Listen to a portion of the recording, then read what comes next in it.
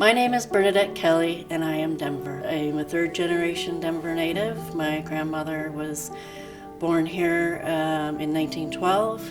I grew up near I-25 in Evans, but attended Matchbuff High School when it was on Montview and Elm in Park Hill. So that is my first introduction to Park Hill, and if you had said, 20 years later after high school, you're going to be living 6 blocks from your old high school, I wouldn't have believed you.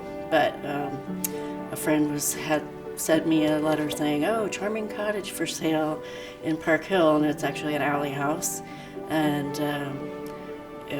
probably a high probability of being scraped, but I did not scrape it. I rehabbed it, and I am a genealogy geek, and I found the family that lived in my home from about 1924 to plus or minus 1964. And so I found them through working on Ancestry. And so they are the Shoemates, Val and Zella Rudy, or Val Shoemate and Zella Rudy. They lived in my house from 1924, and I discovered all of their canning jars that were in the crawl space. I spent an afternoon fishing those out.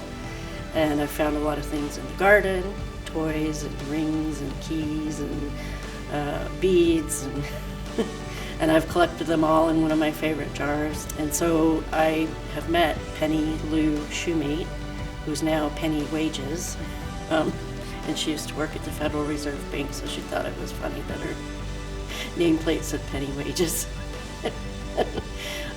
So I've met Penny, she's a granddaughter. I've met Dale, who's a grandson, and then I met James Shoemate, who is a son. He's 94 years old, and he was living in Bailey, Colorado. So it was just great to connect with the people that lived here long before I did.